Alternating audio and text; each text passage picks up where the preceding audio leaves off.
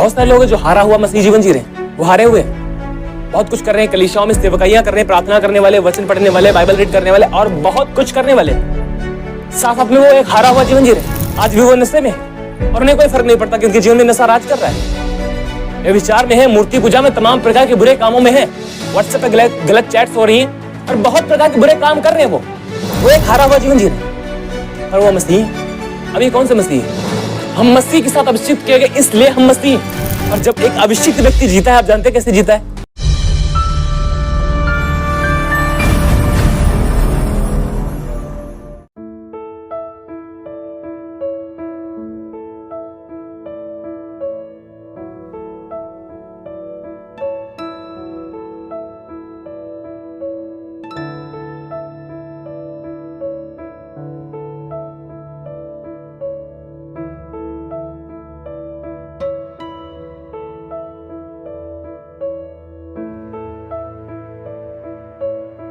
आज मैं आपको वो वचन सिखाना चाहता हूँ जिसमें मैं जीता हूँ और मैं उस वचन के द्वारा बहुत ज्यादा आशीषित हुआ। बहुत समय तक मैं इस वचन को पढ़ता रहा और मैं सीखता रहा, बट मेरे लिए एक सिर्फ नॉलेज के तौर पे था। लेकिन जब खुदा ने मेरी आंखों खोल दिया और इस वचन को मैं समझा, ये मेरे लिए एक बहुत अद्भुत बन गया।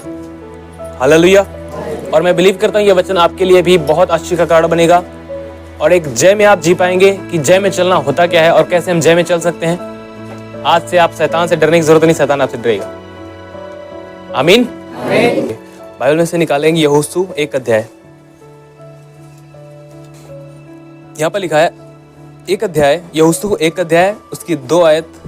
यहाँ पर लिखा है, मेरा दास मूसा मर गया है, इसलिए अब तू उठ, कमर बांध और इस सारी प्रजा समेत यरदन पार होकर उस देश को जा जिसे मैं उनको अर्थात इजराइलियों को देता हूँ, अर्थात उस वचन के अनुसार जो मैंने मूसा से कहा था, अर्थात जिस जिस स्थान पर तुम पांव धरोगे वह सब मैं तुम्हें दे देता हूं। जब आप पवित्र शास्त्र बाइबल को पढ़ेंगे तो बाइबल बताती है कि इजरायली जो थे वह मिस्र में 430 साल तक गुलाम रहे। मैं आपके ज्ञान के लिए बताना चाहता हूं, आपके नॉलेज के लिए, कि इजरायली जो थे वह मिस्र में 430 साल तक गुलाम रहे, वह गुलामी में थे।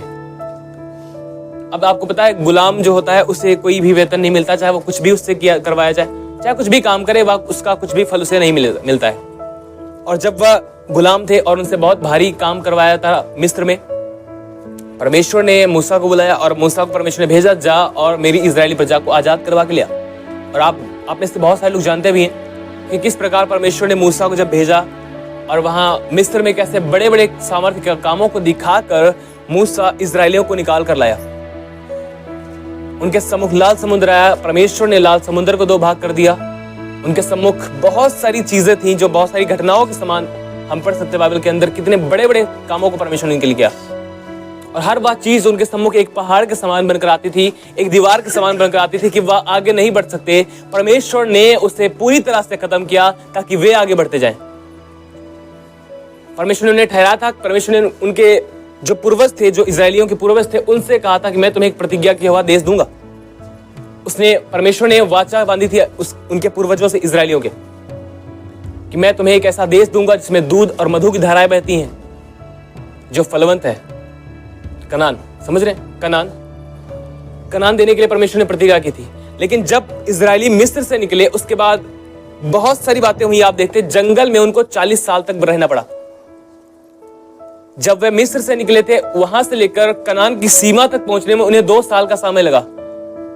लेकिन उसके बाद उनको कैसे 40 साल पूरे हो गए कि इतने समय तक उनको जंगल में भटकना पड़ा। और यही आज कलीसियाओं की हालत है। जब वह प्रभु यीशु मसीह पर विश्वास करते हैं, प्रभु यीशु मसीह पर विश्वास करने के बाद वह मसीह में आ गए। परमेश्वर के द्वारा, प्रभु यीशु मसीह के द्वारा वह सब प्रकार की गुलामी से जो संसार में थे वो वहां से निकाल तो लिए गए हैं। लेकिन आज भी बहुत सारे मसीह लोग हैं जो जंगल में भटक रहे हैं, वह जंगल में भटक रहे हैं। और परमेश्वर नहीं चाहता कि आप जंगल में भटके। परमेश्वर उनको इसलिए नहीं निकाला था कि आप जंगल में भटके। परमेश्वर तो इसलिए निकाल कर लाया था कि वे एक प्रतिज्ञा के हुए देश में जाएं जहां पर दूध और मधु की धाराएं बहती हैं। पर वह जब उन्होंने अपने अविश्वास के कारण, जब उन्होंने परमेश्वर पर विश्वास ना किया, वे लोग 40 साल तक जंगल में भटकते रहे, जो पूरी तरह से परमेश्वर दूर हो चुके थे। उस समय भी परमेश्वर उनके लिए क्या करता है? रास्ता निकालता है। मूसा उनको इजराइल मिस्र से निकालकर कनान की सीमा तक ले आया था, और जब मूसा मर गया उसके बाद परमेश्वर ने कहा अब मूसा की जगह पर यहोशू को नियुक्त कर। मूसा को ही परमेश्वर ने पहले उसको बोला था कि तेरे मरने के बाद एक व्यक्ति को तो नियुक्त करेगा, वह यहोशू था। यहोशू कि ये जो लोग हैं मिस्र से जो लोग निकल कर आए, अब इनको तुझे उस कनान देश में, उस प्रतिज्ञा के देश में पहुंचाना है। अब जब यहां पर आप देख रहे हैं कि परमेश्वर उससे क्या कहता है, यहोशू से परमेश्वर कहता है मूसा जो मेरा दास था वह मर गया है, अब तुझे इन जो इजरायली जो निकल कर आए इन्हें तुझे उस प्रतिज्ञा के देश में लेकर जाना है। इन लोगों को तू ही उनका अधिकारी करवाएगा। मैं आपको बता रहा था किस प्रकार लोग आज संसार से निकल कर आए हैं, उस गुलामी से निकल कर आए हैं, लेकिन वे आज जंगल में जी रहे हैं। उन्हें एक फलवंत बारी में होना चाहिए था, उन्हें प्रतिज्ञा के देश तक पहुंचना चाहिए था। और वह कनान आप देख रहे हैं, मैं आपको आगे बताऊंगा भी कि किस प्रकार कनान के ऊपर दानव राज्य करते थे। बहुत सारे जो थे वो राज्य कर रहे थे, हालांकि परमेश्वर ने उन्हें दे दिया था वो, लेकिन वहां पर राज्य कौन कर रहे थे? दानव, दूसरे लोग। परमेश्वर ने आज ऐसे बहुत सारे मसीह लोग हैं जिनको बहुत कुछ दे दिया है, और वह प्रतिज्ञा के बाद देश और बहुत सारी चीजों की जो परमेश्वर ने प्रतिज्ञा की वह उन्हें दे दी है, पर वे उनके जगहों पर जो उनका है उस पर कोई और राज्य कर रहा है। और जब कनान में इन्हें जाना था, जो इजरायली निकल कर आए थे, जब कनान में उन्हें जाना था, कनान में जाने के बाद उन्हें लड़ना था उन दानवों से, और उसके बाद उनको उस जमीन पर अधिकार था। मतलब वह उनकी थी, पर उस पर किसी और ने कब्जा कर रखा था। अब इन्हें क्या करना था? अब इन्हें अपने कब्जे में उसे लेना था।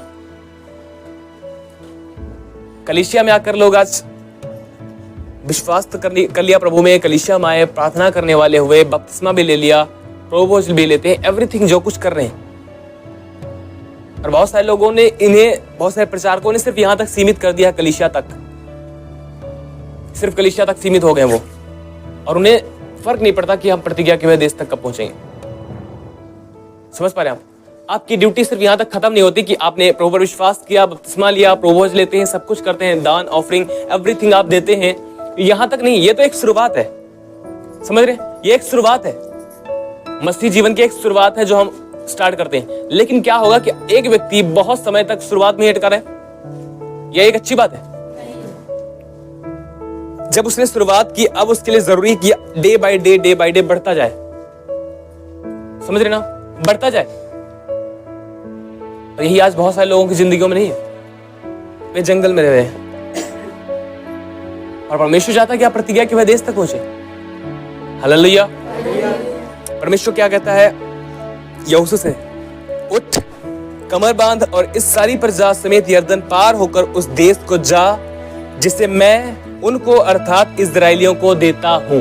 परमेश्वर ने क्या कहा? मैं इजरायलियों को यह भूमि देता हूं। या फिर परमेश्वर ने क्या कहा? मैं दूंगा, देता हूं मींस ये लो, यह भूमि मैं आपको देता हूं। राइट? परमेश्वर ने दे दी, परमेश्वर ने उन्हें दे दी थी, पर जिस भूमि को परमेश्वर ने उन्हें दे दिया था, जो प्रतिज्ञा किया हुआ देश परमेश्वर ने उन्हें दे दिया था, उस प्रतिज्ञा के हुए देश के ऊपर आप जानते हैं कितने दानव जो थे, कितने कनानी जो लोग थे वह उस पर राज्य कर रहे थे। अब इन्हें क्या करना था? अब इन्हें जाकर उसे अपने कब्जे में लेना था। Hallelujah, hallelujah. और उसके बाद आगे देखिए क्या लिखा है वचन 3 में, उस वचन के अनुसार जो मैंने मूसा से कहा था, अर्थात जिस जिस स्थान पर तुम पांव धरोगे वह सब मैं तुम्हें दे देता हूं। अब सुनिए, परमेश्वर ने मूसा से क्या कहा था? जिस जिस स्थान पर तुम पांव धरोगे वह मैं तुम्हें दे देता हूं। जिस स्थान पर, जहां जहां पर हम पांव रखेंगे, परमेश्वर क्या कह रहा है कि मैं वह तुम्हें दे देता हूं। क्योंकि परमेश्वर ने पहले से वह दे रखा है इजरायलियों को, पर उस पर राज्य कौन कर रहा है? कनानी, दानव, दैत्य। अब उन्हें क्या करना है? उन्हें जाना है, उससे उस पर कब्जा करना है, उस पर राज्य करना है। उस समय लोगों के ऊपर क्या राज्य करता था? दानव, उस प्रतिज्ञा के देश पर। लेकिन आज लोगों के ऊपर क्या राज्य कर रहा है? कलीसियाओं में नफरत राज कर रही है।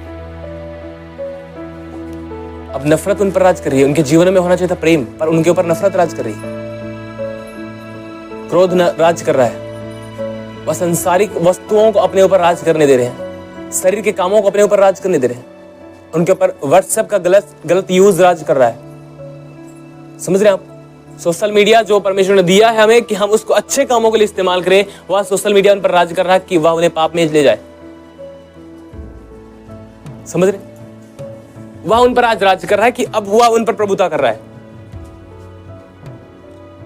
हमें अब जरूरत नहीं कि हम एक बड़ी बिल्डिंग बनाएं उसके बाद हम राज कर रहे होंगे, या फिर कुछ हम दुनियावी तौर पर प्राप्त कर ले उसके बाद हम राज कर रहे हैं। हम जब मसीह में है, नई वाचा में है, हमारी कोई भी बरकतें इस पृथ्वी की नहीं है और ना इस पृथ्वी से जुड़ी है। हमारी सारी बरकतें परमेश्वर के साथ हमारे आत्मिक जीवन में से जुड़ी है। हमारी जय जो है वह इस पृथ्वी से नहीं जुड़ी है, हमारी जय हमारे आत्मिक जीवन से जुड़ी है। समझ रहे आप? हमारी जय इस पृथ्वी की बातों से नहीं जुड़ी है कि हम इस पृथ्वी की बातों में कितना मजबूत हो गए, कितना हम उन बातों में बढ़ गए, कितना हम आत्मिक जीवन में मजबूत हो रहे हैं, कितना हम आत्मिक जीवन में जयवंत हो रहे हैं। क्या क्रोध हम पर राज कर रहा है, या नफरत, लड़ाई झगड़ा, जलन राज कर रही, या फिर हम उन पर राज कर रहे हैं? क्या हम उन पर राज कर रहे हैं? परमेश्वर ने कहा जिस जिस स्थान पर तुम पाँव रखोगे वह मैं तुम्हें देता हूं। जिस जिस स्थान पर तुम पाँव रखोगे, परमेश्वर ने प्रतिज्ञा मूसा को की थी। परमेश्वर यहोशू से कहता है जो मैंने मूसा से वचन कहा था उसके अनुसार तेरे साथ भी करूंगा। जिस जिस स्थान पर तू पाँव रखेगा वह मैं तुझे देता हूं। इस जगह पर यह भी लिखा गया जिस जिस स्थान पर तू पाँव रखेगा वह मैं तुझे देता हूं, और जहां कहीं तू जाएगा मैं वहां के लोगों के अंदर तेरे प्रति डर पैदा कर दूंगा। Hallelujah, hallelujah. आपके भाग में नफरत, क्रोध, तमाम प्रकार के ये बुरे काम नहीं आए हैं। आपके भाग में धार्मिकता ही है, और जब आपकी धार्मिकता को शैतान छीनने की कोशिश करे, आप तुरंत उसे अपने कंट्रोल में ले, अपने कब्जे में ले, क्योंकि वह आपकी है। Hallelujah, hallelujah. 5 में देखिए यहोशू को परमेश्वर क्या कहता है, तेरे जीवन भर कोई तेरे सामने ठहर ना सकेगा। जैसे मैं मूसा के संग रहा वैसे ही तेरे संग भी रहूंगा, और ना तो मैं तुझे धोखा दूंगा और ना तुझको छोड़ूंगा। परमेश्वर यहोशू से क्या कहता है? परमेश्वर क्या कहता है? परमेश्वर कहता है कि तेरे जीवन भर कोई तेरे सामने ठहर ना सकेगा। जैसे मैं मूसा के साथ था मैं तेरे साथ रहूंगा, मैं तुझे कभी ना छोड़ूंगा और ना तो कभी तुझे धोखा दूंगा। हम जय में इसी तरह जी सकते हैं। हमारे जीवन भर कोई भी हमारे सामने ठहर ना सकेगा। और मैं सच कहता हूं, यह आप अपनी लाइफ का एक कन्फेशंस बना ले, इसे अंगीकार बनाएं जो हर रोज आपको बोलने की जरूरत है कि मेरे जीवन भर मेरे सामने कोई भी ठहर ना सकेगा। चाहे वो किसी भी प्रकार का शरीर का काम हो, चाहे क्रोध, नफरत, लड़ाई झगड़ा, ईर्ष्या, किसी भी प्रकार का बुरा काम हो, कोई भी मेरे सामने ठहर ना सकेगा मेरे जीवन भर। समझ रहे आप? इससे सिर्फ सुन मत ले जाएं। मैं चाहता हूं इससे आप अपने हृदय में धारण करें और इससे हर दिन अपने हृदय से बोले, हर दिन अपने मुंह से बोले कि मेरे जीवन भर कोई भी मेरे सामने ठहर ना सकेगा। क्यों? क्यों? क्योंकि परमेश्वर हमारे साथ है। जैसे वह मूसा के साथ था वैसे वह मेरे साथ, उसने कहा कि यहोशू से कहा कि मैं तेरे साथ हूं। मेरे जीवन भर कोई भी मेरे सामने ठहर ना सकेगा, वह इसलिए क्योंकि परमेश्वर मेरे साथ है। चाहे वो किसी भी प्रकार का पहाड़ मेरे सामने आ जाए, वह पहाड़ मेरे सामने ठहर ना सकेगा। मैं उसे खुदावंद यीशु के नाम में कमांड करूंगा और वह जाएगा। चाहे वो किसी प्रकार की बीमारी हो मेरे सामने ठहर ना सकेगी, मेरे जीवन भर वह ठहर ना सकेगी, क्योंकि परमेश्वर मेरे साथ है। लोग आंधी और तूफान को देखते हैं, ओ डर जाते हैं, ओ आंधी और तूफान आ गया, बस हो गया सब कुछ। आंधी और तूफान मींस उनके ऊपर कुछ प्रॉब्लम्स आ गई, कुछ समस्याएं आ गई और डर गए। मैं आपको कुछ बताना चाहता हूं, आप इन समस्याओं से, इन तूफानों से, इन आंधियों से ना डरें। चेले उस दिन तूफानों से, आंधियों से डर रहे थे। जब वह बोट में जा रहे थे समुद्र में, जब उनके ऊपर लहरें आने लगी और वो डरने लगे, प्रभु हमें बचा। ऐसे बहुत सारे लोग आज डर रहे हैं, उन्हें उनका अधिकार नहीं पता। आप इस अधिकार को उठाएं कि परमेश्वर आपके साथ है। आपके जीवन भर कोई भी आपके सामने ठहर ना सकेगा। आपको जरूरत नहीं कि अब आंधियों से आप डरें, आंधियां आपसे डरती हैं। वो डरती हैं आपसे कि आपने अगर कमांड किया उन्हें झुकना पड़ेगा। समझ रहे आप? अगर आप जय में जीना चाहते, एक बहुत अद्भुत ये रास्ता है जय में जीने का। परमेश्वर ने कहा यहोशू से तेरे जीवन भर कोई तेरे सामने ठहर ना सकेगा। अगर आप जय में चलना चाहते, नफरत आपके सामने ठहर ना सकेगी, ना कोई कुड़कुड़ाहट आपके ऊपर ठहर सकेगी, ना ही वह शरीर के अभिलाषाएं आपके आगे ठहर सकेंगी, ना ही वो गाली देना, तमाम प्रकार बुरे काम आपके सामने ठहर सकेंगे। उन सब पर आप राज्य करते जाएंगे। आप जानते क्यों? परमेश्वर आपके साथ है। यही वह चीज है जो आपको इस संसार से अलग कर सकती है और आपको एक राज्य करने वाला बना सकती है। परमेश्वर की आत्मा की उपस्थिति जो हमारे साथ होनी जरूरी है। हालेलुया। और उसने क्या कहा? मैं तुम्हें कभी ना छोड़ूंगा और ना कभी तुझमें त्यागूंगा। आप समझ पा रहे? परमेश्वर ने क्या कहा? मैं तुम्हें कभी ना छोड़ूंगा ना कभी तुझमें त्यागूंगा।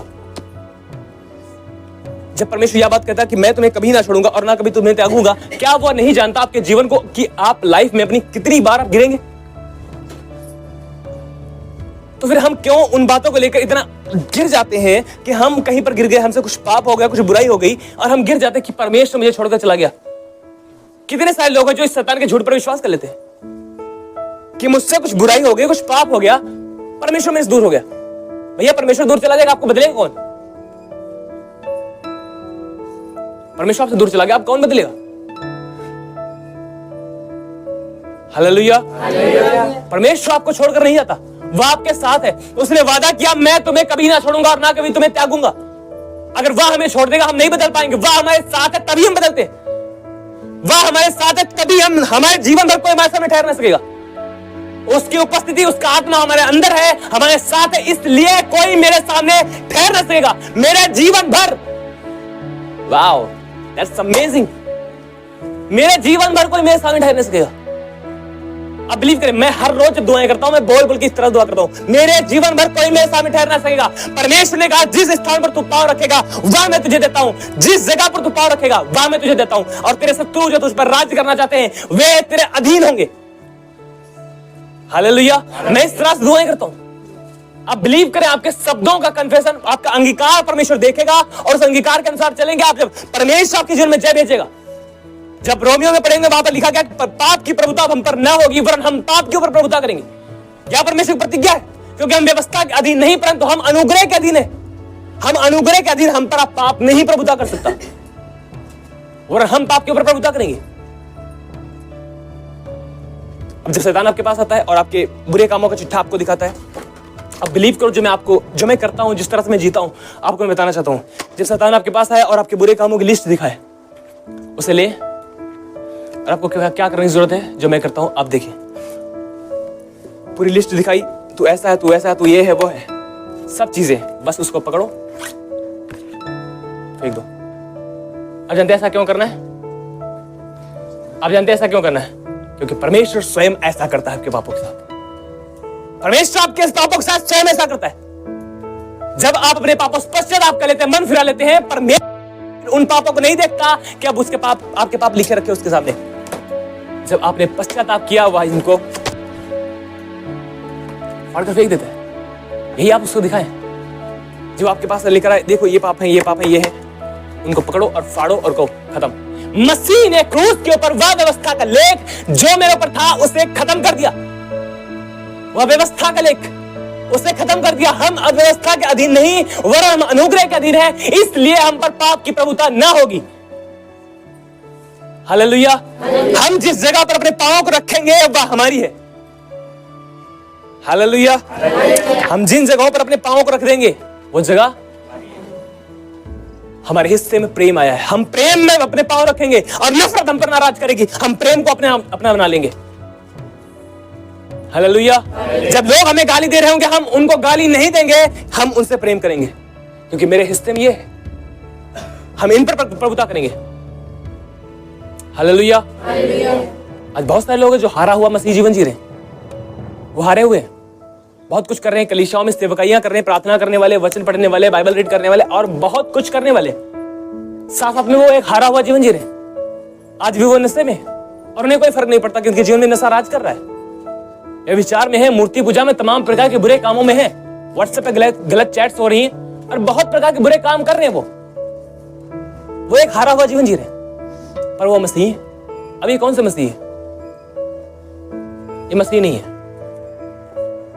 मसीह का अर्थ आप जानते हैं क्या? मैंने आपको पहले भी एक बार बताया था और मैं फिर से आपको बताना चाहता हूं। जो क्राइस्ट वर्ड है बाइबल के अंदर, न्यू टेस्टामेंट में, क्राइस्ट, वह क्राइस्ट जो ग्रीक वर्ड से निकल कर आता है क्रिस्टोस, जिसका अर्थ है द अनॉइंटेड वन, एक अभिषिक्त व्यक्ति। हमें नॉर्मली नहीं कह दिया गया भैया ये मसीह है, बस मसीह है। मसीह का टाइटल, मसीह का जो सरनेम है मसीह, या ओनली आपके पीछे नहीं लगा दिया नाम के तौर पर आपका नाम रवि है और उसके बाद मसीह लग गया? नो, क्या आप मसीह हैं? आप मसीह के साथ अभिषिक्त किए गए हैं, इसलिए आप मसीह हैं। Hallelujah, hallelujah. हम मसीह के साथ अभिषिक्त किए गए, इसलिए हम मसीह हैं। और जब एक अभिषिक्त व्यक्ति जीता है, आप जानते हैं कैसे जीता है? प्रभु यीशु मसीह के विषय में लिखा गया, तूने धर्म से प्रेम और अधर्म से बैर रखा, इस कारण परमेश्वर ने तेरे साथियों से बढ़कर हर स्वरूपी तेल से तेरा अभिषेक किया। हर स्वरूपी तेल से तेरा अभिषेक किया। क्यों? क्योंकि तूने धर्म से प्रेम और अधर्म से बैर रखा है। एक अभिषिक्त व्यक्ति की पहचान यह है कि वह धर्म से प्रेम करेगा और अधर्म से घृणा करेगा। वह अधर्म के ऊपर राज्य करेगा और धर्म के ऊपर जय में जिएगा। Hallelujah, hallelujah. पाप की प्रभुता नहीं होगी, क्योंकि हम व्यवस्था के नहीं परंतु अनुग्रह के अधीन है। और उसके आगे आप देखिए क्या लिखा गया है, 7 में, वचन 7 में यहां पर लिखा है, इतना हो कि तू हियाव बांध कर और बहुत दृढ़ होकर जो व्यवस्था मेरे दास मूसा ने तुझे दी है, उन सब के अनुसार करने में चौकसी करना, और उससे ना तो दाहिनी मुड़ना और ना बाएं। तब जहां जहां तू जाएगा वहां वहां तेरा काम सफल होगा। यहां पर देखिए, सुनिए सभी, परमेश्वर क्या कहता है यहोशू से कि तू हियाव बांध, कि तू हियाव बांध। सभी ध्यान दे प्लीज। परमेश्वर यहोशू से क्या कहता है? तू हियाव बांध। अपनी लाइफ में हम बहुत बार हियाव खो देते हैं। हियाव मींस बोल्डनेस, जिसमें एक व्यक्ति के अंदर साहस हो, जो साहस के साथ जा पाए परमेश्वर के सम्मुख, या फिर वह साहस के साथ आगे बढ़ पाए। वह हियाव बहुत बार अपनी लाइफ में खो देते हैं। समझ पा रहे हैं हम बहुत बार उस हियाव को खो देते हैं अपनी लाइफ में। पर परमेश्वर यहाँ पर क्या कहता है? परमेश्वर यहोशू से कहता है हियाव बांध, साहस रख। क्योंकि कई जगहों पर आप जब इस वचन को पढ़ेंगे, वहां पर लिखा है बलवान हो। बलवान होने के विषय में बात की गई। हम कई बार क्यों हियाव छोड़ देते हैं? हम इसलिए हियाव छोड़ देते हैं क्योंकि हम अपने विचारों पर ध्यान देना स्टार्ट कर देते हैं। आपको पता है, अगर आप दुनियावी तौर पर ध्यान दें, अब सुनिए मैं कुछ कहना चाहता हूं, अगर आप दुनियावी बातों के अनुसार ध्यान दें तो एक व्यक्ति को उसका माइंड, उसका हार्ट कंट्रोल करता है। लेकिन जब आप आत्मिक जगत में इस बात को देखते हैं तो यहां पर आपका माइंड, आपका हृदय आपको कंट्रोल नहीं करता। यहां पर स्पिरिट, परमेश्वर का वचन आपको कंट्रोल करता है। समझ रहे? अगर आप दुनियावी तौर पे बात कर देखें और दुनियावी तौर पे अपने आप को देखें तो एक व्यक्ति को उसका हार्ट, उसका माइंड कंट्रोल करता है। लेकिन जब आत्मिक जगत में इसे आप देखते हैं तो यह आपका यह जो सिर है और हार्ट है, ये नहीं, स्पिरिट और परमेश्वर का वचन आपको लीड करता है। आपका विचार आपको कमजोर कर देता है, आपके हियाव को खत्म कर देता है। लेकिन परमेश्वर का वचन क्या कहता है? तू हियाव बांध। जब आप परमेश्वर के वचन पर चलेंगे, परमेश्वर वचन पर मनन करेंगे, आप अपने हृदय को, अपने माइंड को कंट्रोल कर पाएंगे। संसार के लोगों को उनका माइंड कंट्रोल करता है। संसार के लोगों को उनके माइंड के द्वारा वो कंट्रोल करता है, उनका हार्ट उन्हें कंट्रोल करता है। लेकिन हम आत्मिक तौर पर जब चलते हैं, आत्मिक जीवन के अनुसार जीते हैं, परमेश्वर वचन के अनुसार चलते हैं, तब हमारे समझ और हमारी बुद्धि और हमारी अकल से वह परे होता है। फिर हम अपने हार्ट को भी, अपने माइंड को भी कंट्रोल करते हैं। हालेलुया। और हम हियाव किस प्रकार पाते हैं? जब हम परमेश्वर वचन पर विश्वास करते हैं। हम हियाव कब पाते हैं? जब हम परमेश्वर वचन पर विश्वास करते हैं। परमेश्वर यहोशू से कहता है हियाव बांध और बहुत दृढ़ होकर जो व्यवस्था मेरे दास मूसा ने तुझे दी है, उन सब के अनुसार करने में चौकसी कर, और उससे ना तो दाहिनी मुड़ना और ना बाएं। क्योंकि ऐसा ही करने से तेरे सब काम सफल हो जाएंगे, और जहां जहां तू जाएगा सब काम तेरे सफल होंगे। जो दास, परमेश्वर कहता है जो व्यवस्था मेरे दास मूसा ने तुझे दी है, उसके अनुसार चलना, उससे ना तो दाहिनी मुड़ना ना बाएं। हालेलुया। आपको एक अंगीकार थामे रहना है, और उससे ना तो दाहिनी मुड़ना है ना बाएं। और वह अंगीकार यह है कि मसीह ने आपको धर्मी ठहराया है। उसने आपके ऊपर यह अधिकार दिया है, उसने आपके लिए ठहराया है कि अब आपके ऊपर पाप राज ना करेगा, वरन आप पाप के ऊपर आप राज करेंगे, क्योंकि आप व्यवस्था के अधीन नहीं वरन अनुग्रह के अधीन है। और इस अंगीकार को थामे रहे। जब कभी भी शैतान आपको दिखाए कि आप देखो पाप में राज करे, पाप आपके ऊपर राज करा, बुराई है, ये है, वो है, उसको बताओ हम व्यवस्था के नहीं, हम अनुग्रह के अधीन है, इसलिए कोई भी पाप हम पर राज ना करेगा, वरन हम हर एक पाप के ऊपर राज करेंगे। हालेलुया। पर कितने लोग हैं जो पाप को अपनी लाइफ में इजाजत देते हैं? मैं ये बात उन लोगों के लिए नहीं कर रहा जो पाप को अपनी लाइफ में इजाजत देते हैं, जिनको कोई फर्क नहीं पड़ता कि शैतान उन्हें किस प्रकार चलाना चाहता है, वो चलते हैं। मैं उनकी बात नहीं कर रहा, मैं बात उनकी कर रहा हूं जो लोग पाप के ऊपर जय पाना चाहते हैं और पाप को अपनी लाइफ में प्रभुता नहीं करने देना चाहते हैं, जो अपनी लाइफ में पाप को बिल्कुल भी देखना नहीं चाहते। मैं फिर से कहना चाहूंगा, यहां पर ये सिद्धता नहीं है कि एक सिद्धता है जिस पर हमने प्राप्त कर लिया, जो हमें प्रभु यीशु मसीह के आने पर प्राप्त होगी, वह सिद्धता नहीं है। यहाँ पर वह सिद्धता है कि हम अब पाप को जो जानबूझकर होते हैं हमसे, अब हम उनके लिए ना कहेंगे और हम उन्हें ना करेंगे। लेकिन वह पाप जो हमसे अचानक होते हैं, गलती से हो जाते हैं, उनके लिए हम सिद्ध नहीं है। वह सिद्धता हमें तभी प्राप्त होगी जब हम मसीह के साथ होंगे और मसीह हमें ले जाएगा। लेकिन मैं बात कर रहा हूं यहाँ पर वह सिद्धता जिसमें आप अपने हार्ट को देखते हैं, अपने हृदय को देखते हैं। क्या आपका दिल अब पाप के लिए तो नहीं जी रहा है? पाप करने की अभिलाषा तो नहीं करता है कि अब मैं पाप के अनुसार जीऊं?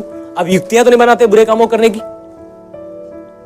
जब कोई आपके खिलाफ बोलकर जाए और फिर उसके बाद अपने हार्ट, अपने दिल को लेकर, अपने माइंड को लेकर बहुत कुछ बोलते रहो अपने दिल में, उससे तो कुछ नहीं बोला, लेकिन उसके बाद जाने के बाद फिर आप बहुत कुछ अपने लाइफ में बोल रहे हैं। कुछ बातों को यहां से वहां उठाकर फेंक रहे हैं, कभी इसके सिर पे पटक रहे हो, कभी इसके सिर पे पटक रहे हो। हाँ, ऐसा करते हैं ना कुछ लोग। तो उनसे क्या लाभ होगा बताइए? कुछ लाभ नहीं हुआ, जिंदगियां बर्बाद होती हैं। अंकल जैक पुनर ने एक बात कही, जो एक व्यक्ति शराब, सिगरेट, बीड़ी पीता है, इन सब कामों करने वाला है, उससे खतरनाक पाप उसका लिए यह है कि जब वह दूसरों की निंदा एक दूसरे से करता है। ये बहुत खतरनाक है। यह एक छोटा शैतान होने के बराबर है, जो मैंने आपको एक बार पहले भी बताया था। Devil word comes from Greek word Diablos. Diablos का अर्थ है अगर आप पीठ पीछे निंदा करने वाले हैं, आप एक छोटे शैतान हो जाए। मसीह का पीछा करने वाले को, जिस प्रकार मसीह की इच्छाओं को पूरा करने वाले को मसीह नाम दिया जाता है, उसी प्रकार शैतान की इच्छा को पूरा करने वाले को शैतान नाम दिया जाता है। समझ रहे आप? क्या आप इन कामों की लालसा करते हैं तो आप पाप के ऊपर जय नहीं पा सकते हैं। लेकिन अगर आप इन सब जगहों से निकलना चाहते हैं और परमेश्वर के साथ चलना चाहते हैं, मैं आपसे कहना चाहता हूं, खुदा आपके साथ है और कोई भी नहीं है जो आपको उसके साथ चलने से रोक ले। कोई भी नहीं, अगर आप उसके साथ चलना चाहते हैं, क्योंकि फिर परमेश्वर स्वयं अपना हाथ बढ़ाता है और कहता आ। कोई भी नहीं जो आपको रोक ले। अगर आप परमेश्वर के साथ चलना चाहते हैं, कोई भी नहीं जो आपको रोक ले उसके साथ चलने से। लेकिन अगर आप उसके साथ नहीं चलना चाहते तो परमेश्वर भी आपको जबरदस्ती नहीं खींचेगा। परमेश्वर ने एक बहुत बड़ा अधिकार एक व्यक्ति को यह दिया है कि वह अपनी लाइफ में चुनाव, अपनी लाइफ में फैसला स्वयं कर सकता है, उसे क्या करना चाहिए और क्या नहीं करना चाहिए। सबसे बड़ा अधिकार परमेश्वर ने एक व्यक्ति को यह दिया है। जब एक बड़ी भीड़ प्रभु यीशु मसीह के पीछे थी, प्रभु यीशु मसीह ने यह नहीं कहा आओ आओ चले आओ। प्रभु यीशु मसीह ने कहा जो कोई मेरे पीछे आना चाहता है आ सकता है, यस आओ। एक काम करना होगा, तुम्हें अपना इनकार करना होगा, अपना क्रूस उठाकर मेरे पीछे प्रतिदिन चलना होगा। तुम्हें अब अपने लिए नहीं परंतु अब मेरे लिए जीना होगा। भीड़ थी, भीड़ चली गई। प्रभु यीशु मसीह ने क्या कहा? ओह कहां जा रहे हो? रुको रुको रुको, आप कहां जा रहे हो? हमारा क्या होगा? ऐसा बोला। यह आपका फैसला है। अगर आप परमेश्वर से दूर होकर चलना चाहते हैं, पाप में, बुराई में, नफरत में, लड़ाई झगड़े में, तमाम प्रकार के बुरे कामों को पसंद करते हैं, इनमें जीना चाहते हैं, परमेश्वर क्या करेगा? आप जब उसके पास ही नहीं आना चाहते, खुदाबंद आपके पीछे जबरदस्ती नहीं पड़ेगा। परमेश्वर ने अपने हाथों बंद नहीं किया है कि वह आपको आपके लिए कहे कि जाओ, कोई जगह नहीं है। वह उसने आपके लिए अपने हाथों खुला रखा है, आप आओ। जब तक आप इस पृथ्वी के ऊपर हैं, आप दुनिया के सबसे बुरे पापी हैं, आप खुदा के पास लौट कर आते हैं, खुदा आपको कहता है सब पाप माफ हुए।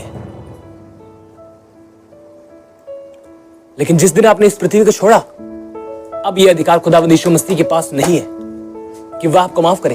उस दिन आप खूब चिल्लाएंगे, बहुत ज्यादा चिल्लाएंगे, प्रभु मुझे बचा। प्रभु कहेगा वहां पर तो बताया था सारा कुछ, अब क्या? सब कुछ खत्म हो चुका। तूने वह समय जो तुझे दिया गया था उसे व्यर्थ जाना है। परमेश्वर सब कुछ आपको दे सकता है, लेकिन जो समय गुजर गया वह आपको नहीं दे सकता। परमेश्वर पास यह अधिकार नहीं है।